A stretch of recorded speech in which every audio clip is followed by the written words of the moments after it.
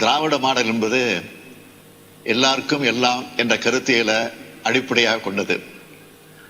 அனைத்து துறை வளர்ச்சி, அனைத்து சமூக வளர்ச்சி, அனைத்து மாவட்ட வளர்ச்சி என்று விளக்கிட்டு வரோம். அந்த வகையில் இந்து சமய அறநிலையத்துறையையும் மிக சிறப்பாக நடத்திட்டு வரோம்.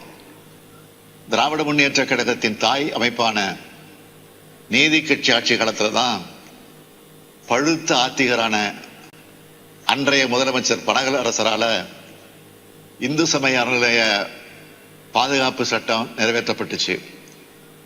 பண்பாட்டு சின்னங்களான கோயில்கள் முறையாக பாதுகாக்கப்படணும், முறையாக செயல்படணும் என்ற நோக்கத்தோட அந்த சட்டம் கொண்டு வரப்பட்டுச்சு.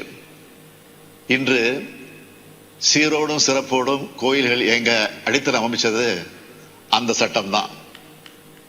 கடந்த 3 ஆண்டு காலத்தில் 1355 திருக்கோயில்களில் குடமுழுக்கு விழாக்கள், 3776 கோடி ரூபாயில் 8436 திருக்கோயில்களில் திருப்பணிகள், 50 கோடி ரூபாயில் கிராமப்புற ஆதிதிராவிடர் கோயில்களில் திருப்பணிகள் நடத்தியிருக்கோம்.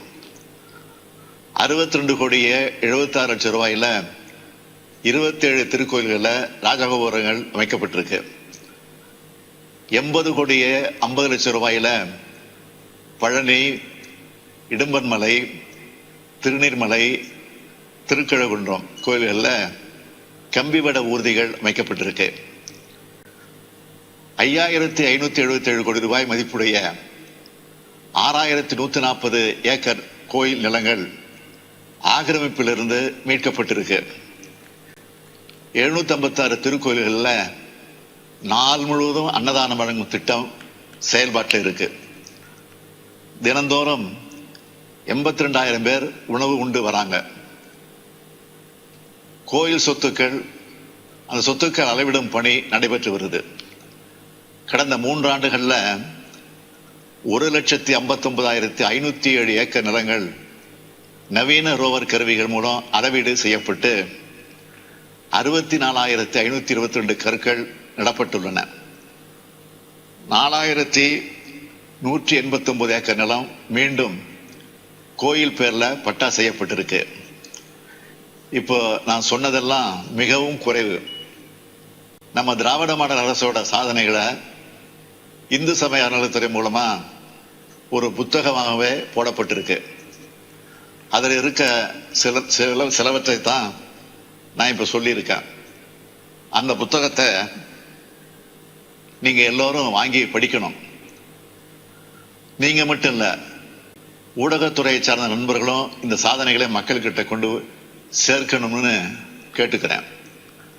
அந்த சாதனைகளுக்கு மகுடம் வச்ச மாதிரி பழனியில் நடக்கிற இந்த அனைத்துலக முத்தமிழ் முருகன் மாநாடு இந்து சமய அறநிலையத்துறை வரலாற்றில் மட்டும் இல்ல, தமிழ்நாட்டு ஆன்மீக வரலாற்றிலேயே மிக சிறப்பான இடத்தை பெறும்.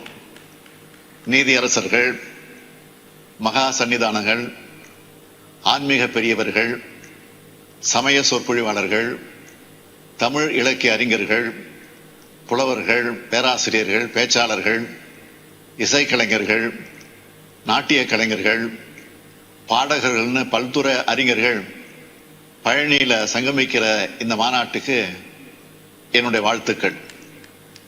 ஆலய வழிபாடுகள்ல தமிழ் மொழி முதன்மை பெறணும். திருக்கோயில் கருவறைக்குள் மனிதருக்கிடையே பாகுபாடு காட்டாத சமத்துவம் நிலவணும். அன்பால் உயிர்கள் ஒன்றாகும், அறத்தால் உலகம் நன்றாகும். நன்றி, வணக்கம். பாதகம் செய்பவரை கண்டால் நாம் பயங்கொள்ளலாகாது பாப்பா. மோதி மிதித்து விடு பாப்பா, அவர் முகத்தில் உமிழ்ந்து விடு பாப்பா. அண்மை செய்திகளை உடனுக்குடன் தெரிந்து கொள்ள இணைந்திருங்கள் இயம்நாடு தொலைக்காட்சியுடன்.